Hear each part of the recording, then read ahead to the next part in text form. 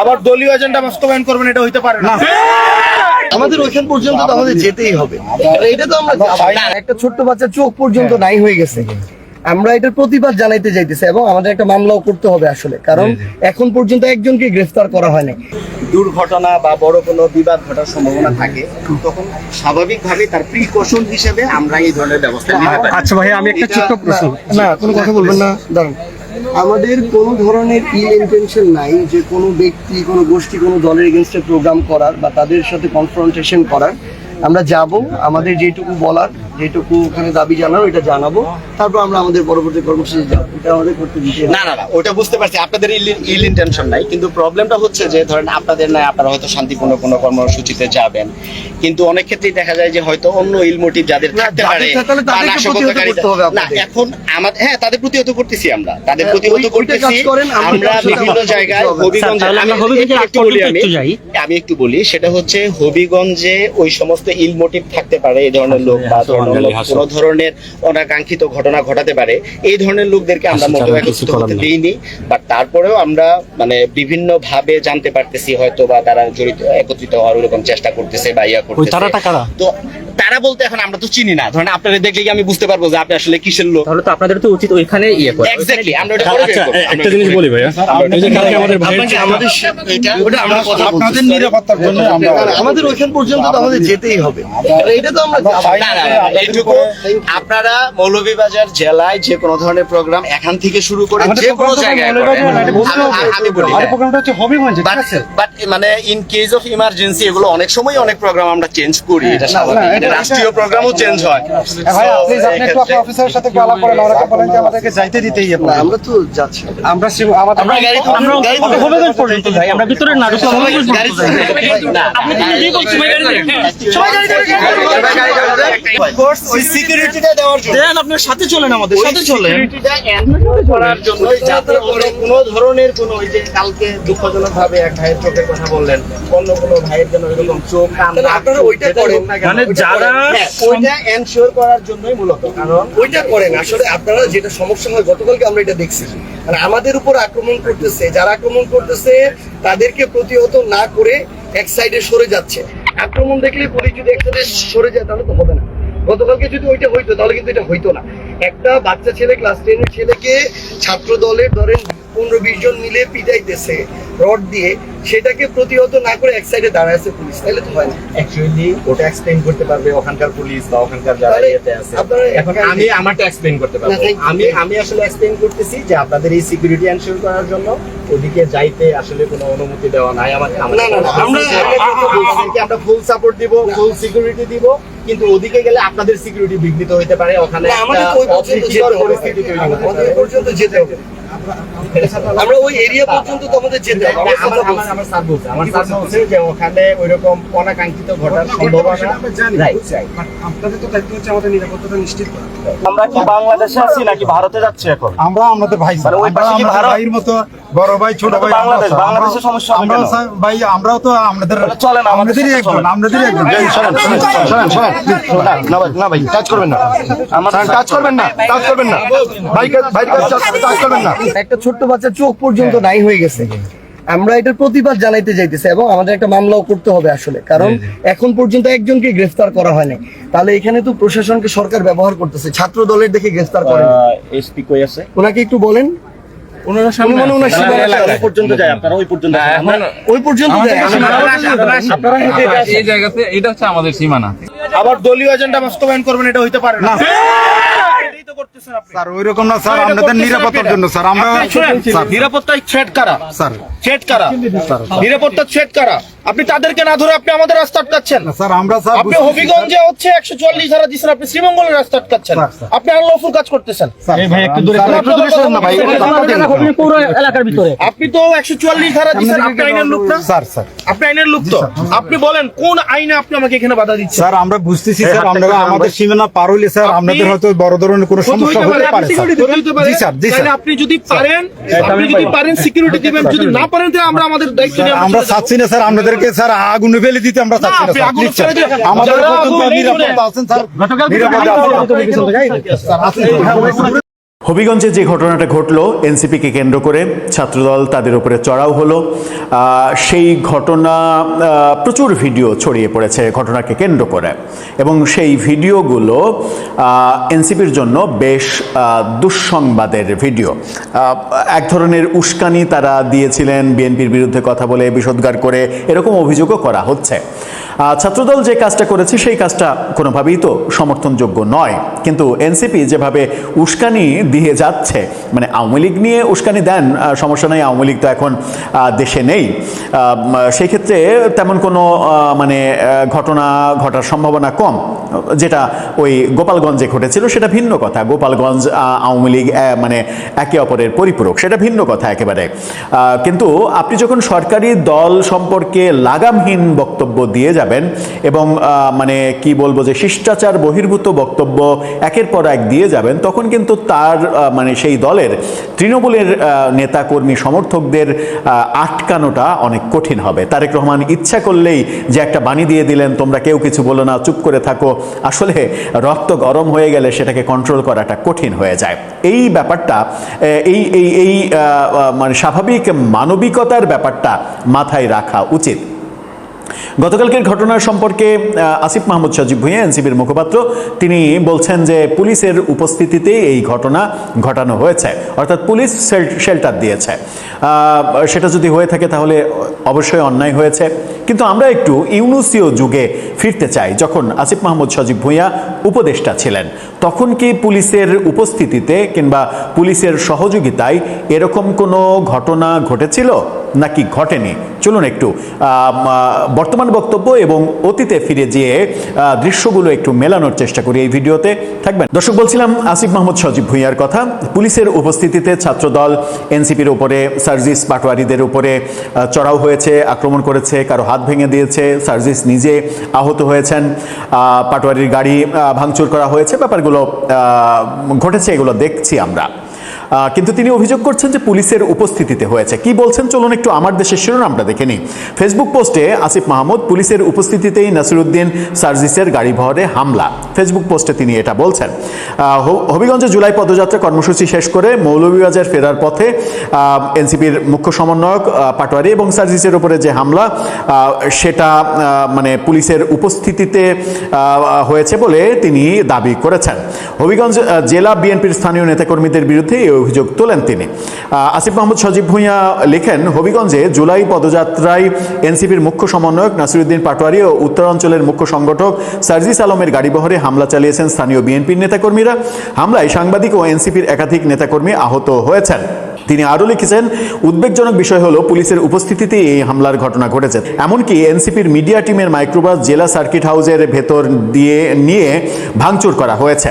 রাষ্ট্রীয় প্রতিষ্ঠানের অভ্যন্তরে সংগঠিত এই সন্ত্রাসী কর্মকাণ্ড রাজনৈতিক সহিংসতার এক ভয়াবহ দৃষ্টান্ত। হামলাকারীরা ঘটনাস্থল থেকে একাধিক মোবাইল ফোন ও ক্যামেরা ছিনিয়ে নিয়ে গেছে বলেও এই পোস্টে তিনি দাবি করেছেন। এখানে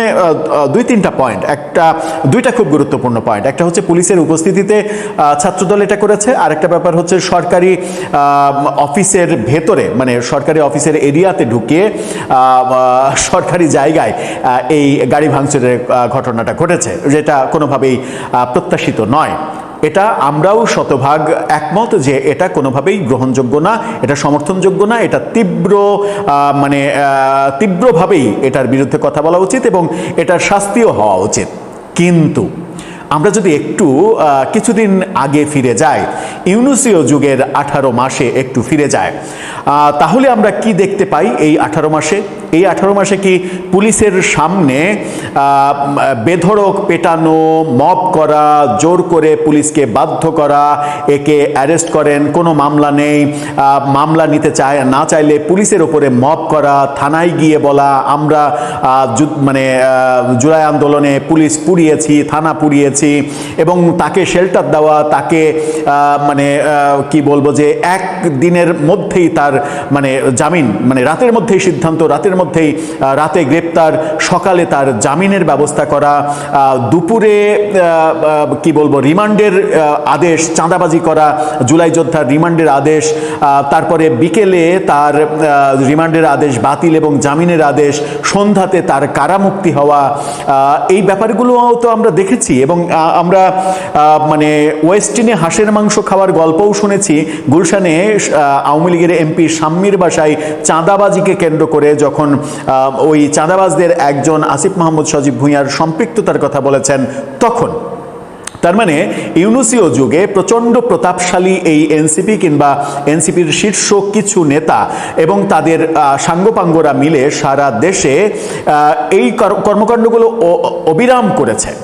অবিরাম করে যাওয়ার সময় আমরা বারবার বলেছি যে আজকে আপনি যে ইঁটটি মারছেন সেটা পাটকেল হয়ে আপনার দিকে ফিরে আসবে অচিরেই, এবং সেটা আসছে। এই যে ঘটনা, পুলিশের সামনে মারপিট করা এবং পুলিশ দাঁড়িয়ে দেখছে, যারা মারপিট করছে তাদেরকে কিছু বলছে না, এই ঘটনা তো হাজার হাজার ঘটেছে ভাই ইউনুসীয় যুগে। তখন আপনার এই ভালো ভালো কথা কোথায় ছিল? তখন আপনার এই প্রতিবাদ কোথায় ছিল? তখন আপনি উপদেষ্টা ছিলেন, একটি বারের জন্য কি আপনি এই ব্যাপারে প্রতিবাদ করেছেন? করেননি তো, বরং উস্কে দিয়েছেন, বরং ফেসবুকে স্ট্যাটাস দিয়েছেন আজ রাত হবে উৎসবের রাত, আজ এটা হবে, আজ সব গুড়িয়ে দেওয়া হবে, এগুলো তো করেছেন।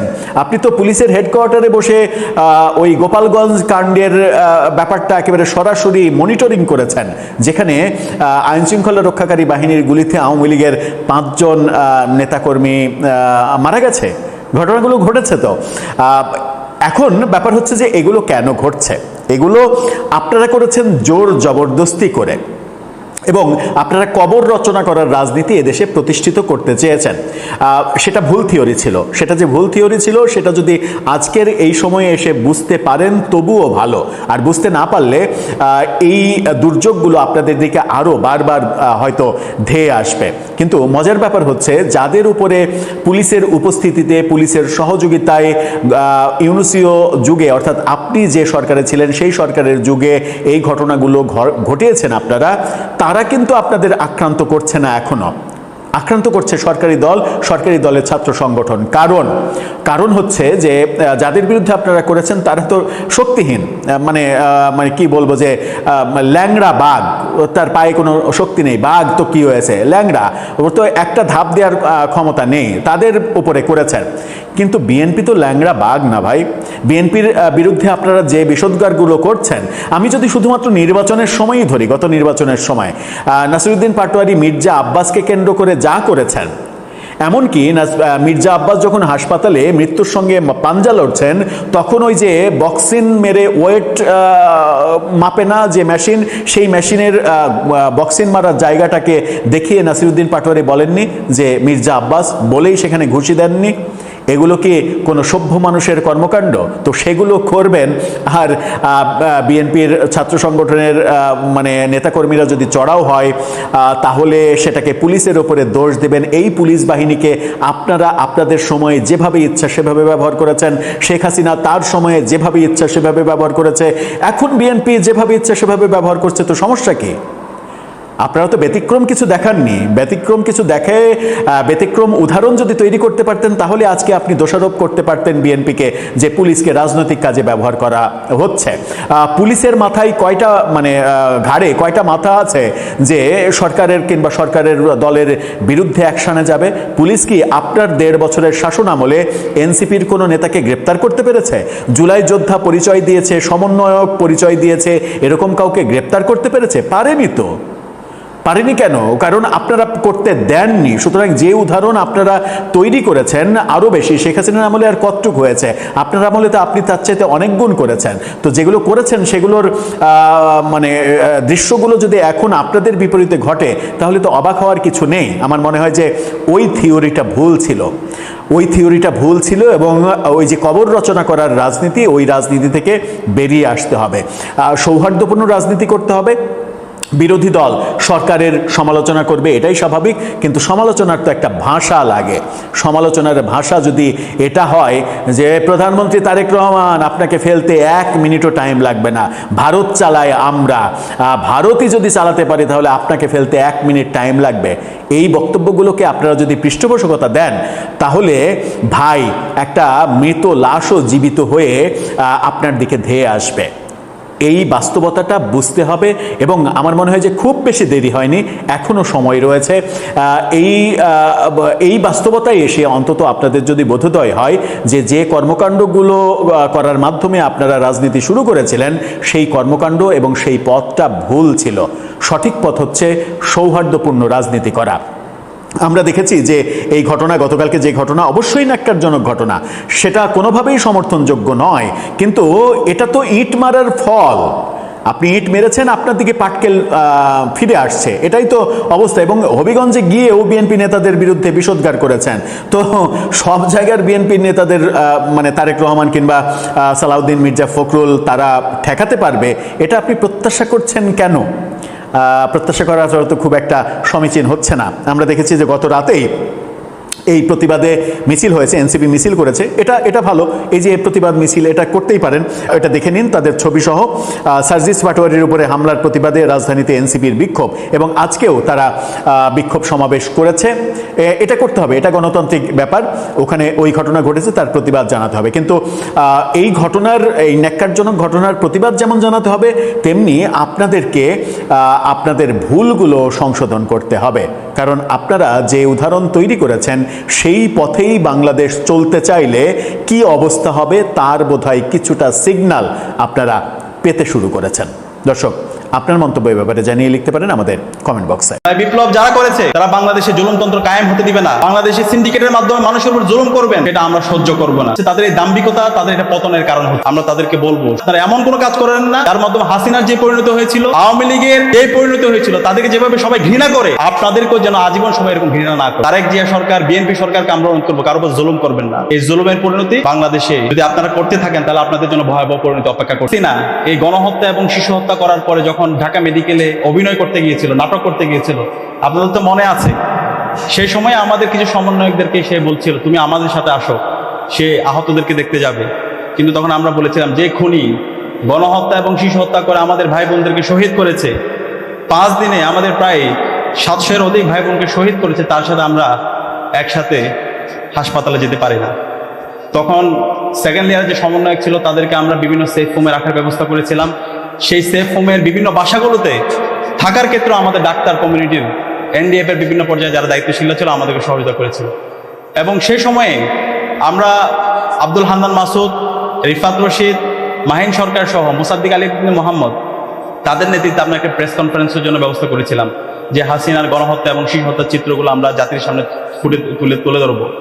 এবং ওই সময়ে আমাদের প্রথম সারির সমন্বয়ক নাহিদ, আসিফ, তারা গণস্বাস্থ্য হাসপাতালে ছিল এবং গণস্বাস্থ্য হাসপাতাল থেকে পরবর্তী তাদেরকে আবার তুলে নিয়ে যাওয়া হয়। হান্নান মাসুদ, রিফাত রশিদরা যখন কুয়েত মৈত্রী হাসপাতালে গিয়েছিল, সেই কুয়েত মৈত্রী হাসপাতালে আমাদের পরিকল্পনা ছিল সেখানে গণহত্যা এবং শিশু হত্যার চিত্রগুলো প্রদর্শন করা হবে এবং এটার উপর একটা প্রেস ব্রিফিং হবে। এবং সকল চিত্রগুলো প্রত্যেকটা হাসপাতালে যে গণহত্যা এবং শিশু হত্যার ফলে আমাদের যে ভাই বোনরা আহত হয়েছিল, যারা শহীদ হয়েছিল, সেই ডেটাগুলো আমরা ডাক্তারদের মাধ্যমে, এনডিএফ এর বিভিন্ন পর্যায়ের যারা দায়িত্বশীল আছে তাদের মাধ্যমে আমরা তথ্যগুলো সংগ্রহ করেছিলাম এবং এটার ভিত্তিতে আমরা একটা ডেটাবেস তৈরি করেছিলাম। শহীদদের যে তালিকা দেশে এবং বিদেশে ছড়িয়ে পড়েছিল, সেই তালিকাটা কিন্তু আমরা আপনাদের মাধ্যমে, এনডিএফ এর যে ডাক্তার তারা আমাদের ডেটা দিয়েছিল, তার মাধ্যমে স্টুডেন্টস এগেইনস্ট অপারেশন নামে একটা প্ল্যাটফর্ম থেকে আমরা প্রথম প্রকাশ করি, পরবর্তীতে সেটা সারা দুনিয়াব্যাপী ছড়িয়ে পড়ে। তো এগুলো আপনাদের কাছে এখন ছোট মনে হতে পারে, কিন্তু ওই সময়ে এই অবদানটা অনেক বেশি সিগনিফিকেন্ট ছিল। এবং কুয়েত মৈত্রী হাসপাতালে যাওয়ার পরে যখন আমরা প্রেস ব্রিফিং করবো, সে প্রেস ব্রিফিং করার মতো সেখানে অবস্থা ছিল না, তাদেরকে বিভিন্নভাবে ইন্টেলিজেন্সের লোকরা ঘিরে ফেলে।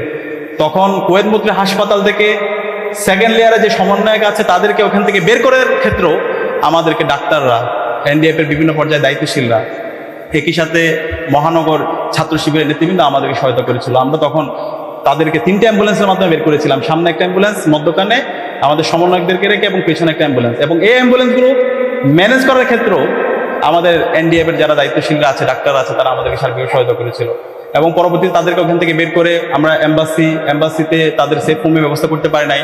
পরবর্তীতে সাংবাদিকদের মাধ্যমে আমরা তাদেরকে সেফ হোমে রাখার বিভিন্ন জায়গায় আমরা ব্যবস্থা করেছিলাম এবং সেকেন্ড ইয়ার সমন্বয়করা ওই বাসাগুলোতে থেকে আন্দোলনের বিভিন্নভাবে ডিরেকশন দিয়েছিল এবং শেষ পর্যন্ত আন্দোলনকে আমরা বিজয়ের ধারপ্রান্তে নিয়ে গিয়ে 5 আগস্ট পথে গণভোটের মাধ্যমে আমাদের আজাদে এসেছিল।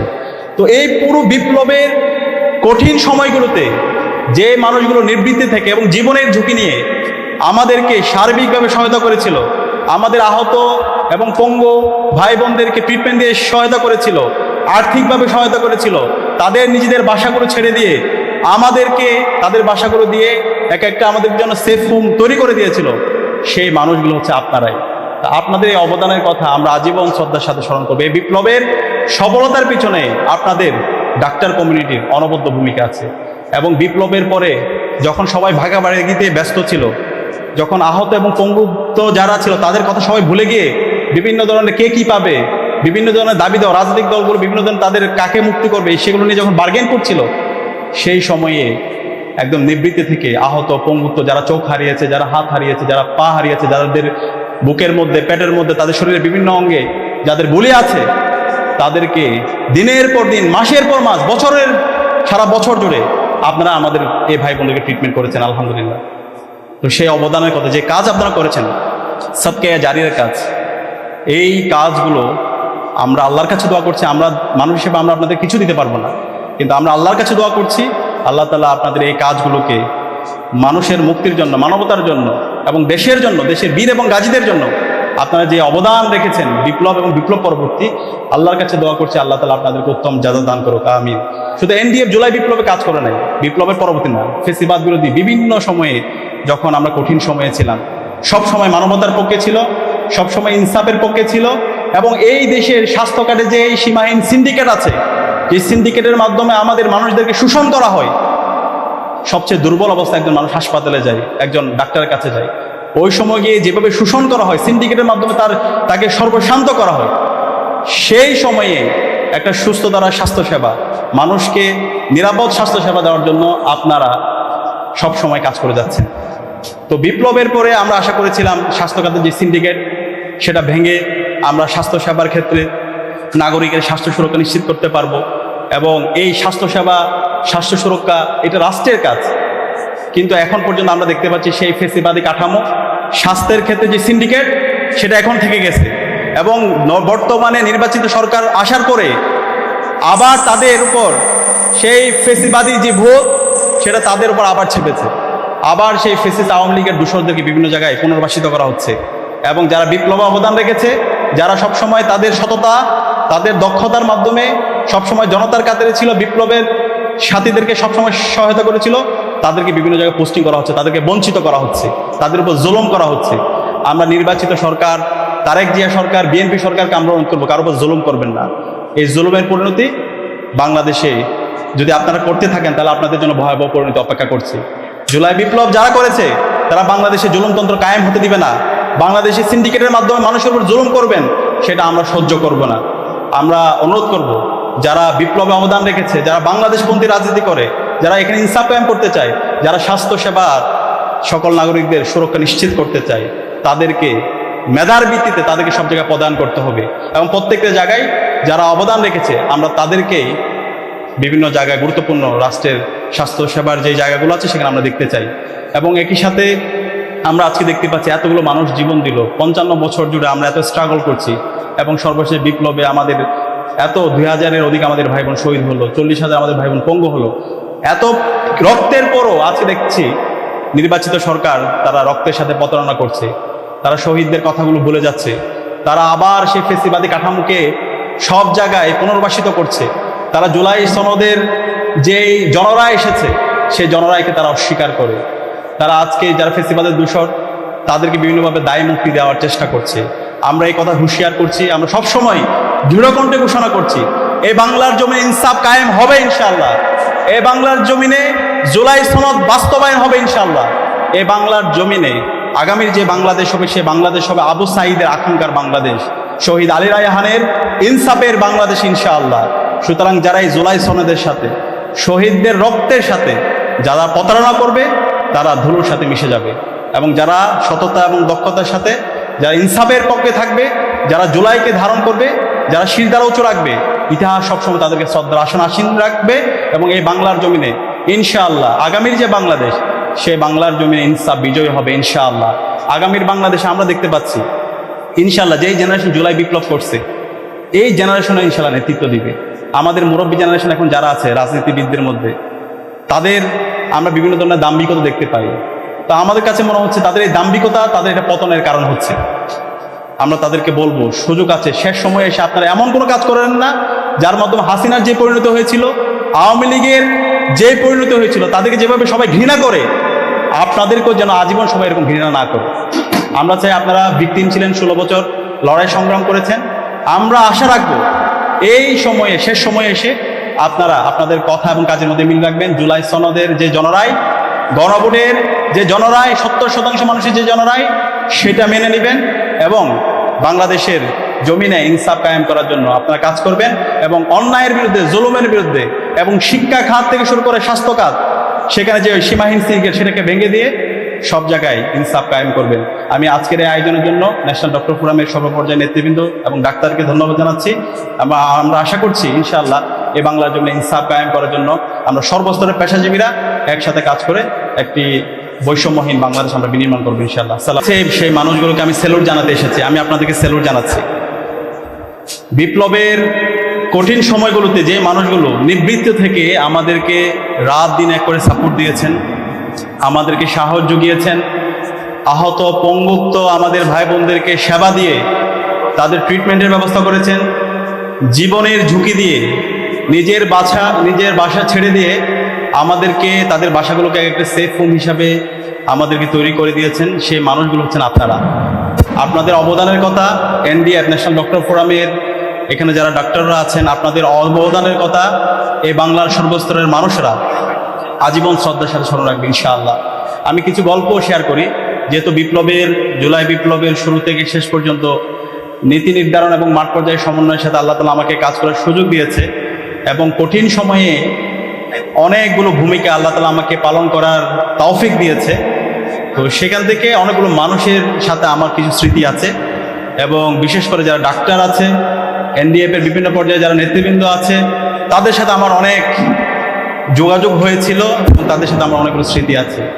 তো যখন আন্দোলনে ছাত্রলীগের সন্ত্রাসীরা নৃশংস কায়দায় 15 জুলাই ঢাকা বিশ্ববিদ্যালয়ে আমাদের উপর হামলা করেছিল, আমাদের ভাই বোনদেরকে মেরে রক্তাক্ত করেছিল এবং আমাদের বোনদেরকে রক্তাক্ত অবস্থায় যখন আমরা ঢাকা মেডিকেলে গিয়েছিলাম, সেই ঢাকা মেডিকেলে যাওয়ার পর আমি এনডিএফ এর যারা দায়িত্বশীল তাদেরকে ফোন দিয়েছিলাম, তারা সাথে সাথে আমাদেরকে ওই সময় ট্রিটমেন্টের জন্য বিভিন্নভাবে সহায়তা করেছিল। এবং আমরা যখন ইমার্জেন্সি ইউনিটের সামনে দাঁড়িয়ে আমাদের বোনদের ট্রিটমেন্ট করছিলাম, সেখানে ছাত্রলীগ, যুবলীগ, আওয়ামী লীগের সন্ত্রাসীরা দফায় দফায় আমাদের উপর হামলা করে। ওই সময়ে যারা সিভিয়ার অবস্থা ছিল তাদেরকে আমরা বিভিন্ন প্রাইভেট ক্লিনিকে ট্রিটমেন্টের জন্য নিয়ে গিয়েছিলাম এবং সেই সময়ে অ্যাম্বুলেন্স দিয়ে তাদেরকে ট্রিটমেন্টের জন্য সামগ্রিকভাবে এনডিএফ এর এখানে অনেকের নাম আমি বলতে পারবো, আমাদের ডাক্তাররা আমাদেরকে সার্বিকভাবে সহযোগিতা করেছিল। পরবর্তীতে যখন ইন্টারনেট ব্ল্যাক আউট করে দিয়েছিল এবং কারফিউ জারি করেছিল সেই কঠিন সময়ে, এবং 18 জুলাই প্রাইভেট ইউনিভার্সিটি আমাদের ভাই বোনদেরকে মেরে যখন রক্তাক্ত করা হয়েছিল, প্রায় শতাধিক আমাদের ভাই বোনদেরকে শহীদ করা হয়েছিল, সেই সময়ে আমাদের এনডিএফ এর সর্বপর্যায়ে ডাক্তাররা আমাদেরকে সার্বিকভাবে সহযোগিতা করেছিল। এবং আপনাদেরকে একটা ঘটনা বলি, আমাদের 25শে জুলাই যখন